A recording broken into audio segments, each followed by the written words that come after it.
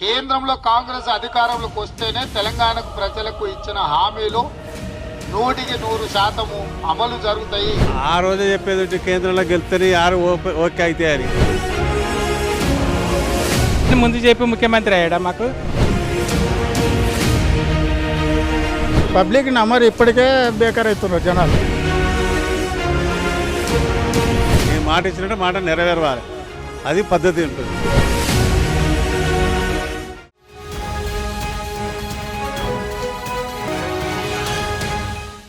నమస్తే, welcome to KTV Telugu. నేను వసంత్. ఇప్పటి వరకు మనం ప్రజల యొక్క కష్టాల గురించో నష్టాల గురించో వాళ్ళ బాధల గురించో మనం పబ్లిక్ని వాళ్ళ ఒపీనియన్ అడగడం తెలుసుకున్నాం, ఒపీనియన్ అడిగాం. అట్లాగే గత శాసనసభ ఎన్నికల్లో ఎవరు గెలుస్తారనే ఒపీనియన్ పోల్స్ కూడా అడిగాం.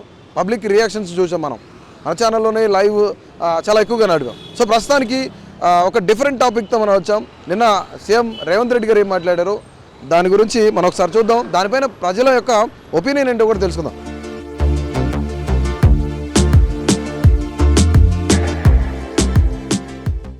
బాబాయ్ నమస్తే. నమస్తే, ఎలా ఉన్నారు? బాగున్నాం సార్. మీకు చిన్న వీడియో చూపిస్తాను, దాని మీద ఒక ఒపీనియన్ కావాలి మీది, రైట్? ఇది చూడండి ఒకసారి. అధికారంలోకి వస్తేనే తెలంగాణకు ప్రజలకు ఇచ్చిన హామీలు 100% అమలు జరుగుతాయి. తెలంగాణ ప్రజలకు ఇచ్చిన హామీలు అమలు జరగాలి అని అంటే ఈ రాష్ట్రంలో 17కు 17 సీట్లు కాంగ్రెస్ పార్టీ గెలవాలి. కేంద్రంలో కాంగ్రెస్ అధికారంలోకి వస్తేనే తెలంగాణకు ప్రజలకు ఇచ్చిన హామీలు 100% అమలు జరుగుతుంది. ఆ రోజే చెప్పేది కేంద్రంలో గెలుస్తాయి యారు ఓకే అయితే అని, లేకపోతే చెప్పేది లేకుంటే ఆ రోజు ఇక్కడ గెలిచినాక మళ్ళీ కేంద్రంలో గెలుస్తూనే అయితే లేకపోతే కాదంటే కుదరదు. ఇది కంపల్సరీ ఒప్పుకున్నా కాబట్టి చేయవలసింది. ఇది మాట మార్చేది ఉండదు. మాట ఇచ్చినావు, మాట పబ్లిక్ అంతా చూస్తుంది, పబ్లిక్ అందరికీ తెలుసు. నువ్వు ఏవైతే హామీలు ఇచ్చినావో కంపల్సరీ నెరవేరాలి. కేంద్రంలో కాంగ్రెస్ రాలేదు, 6 హామీలు నెరవేర్చలేదు. ఏంటి పరిస్థితి? పరిస్థితి ఏం ఎట్లున్నది గట్టినే ఉంటుంది, తర్వాత మారిపోతుంది. కేసీఆర్ పరిస్థితి, రేవంత్ రెడ్డి అదే బాధ అవుతుంది. ఎవరైనా అంతే. ఇక నేను మాట ఇచ్చినట్టు మాట నెరవేరాలి, అది పద్ధతి ఉంటుంది.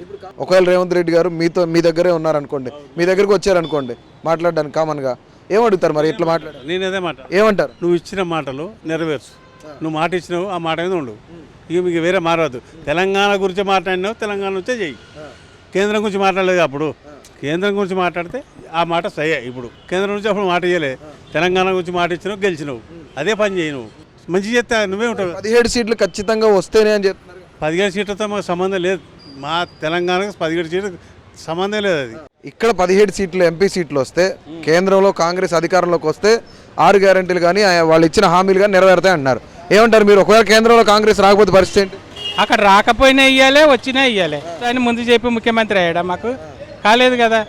తర్వాత ఇప్పుడు అంటున్నాడు 6 గ్యారెంటీలు మీకు చేస్తా అని చెప్పాడు. రాంగ్ ఇది. ఇక చేయకపోతే ఉండదు. 6 గంటలు ఇవ్వకపోతే కాంగ్రెస్ కూడా ఉండడం లాభం లేదు. ఈ వారం ఆ వారం ఉంటున్నా కానీ ఇచ్చడం లేదు. 100 రోజుల్లో చేస్తున్నాడు.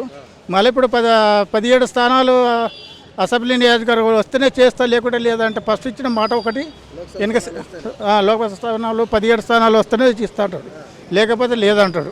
కేంద్రంలో రాకపోతే ఇచ్చిన గ్యారెంటీలు అయితే ఖచ్చితంగా ఇవ్వాలి. కేంద్రంలో వస్తేనే ఇవ్వడానికి అవకాశం ఉంటుంది అన్నట్టు మాట్లాడుతున్నారు కదా. పబ్లిక్ నమ్మరు. ఇప్పటికే బేకార్ అవుతున్నారు జనాలు. ఓట్లేసి బేకార్ అయినామంటే చెప్పి జనాలు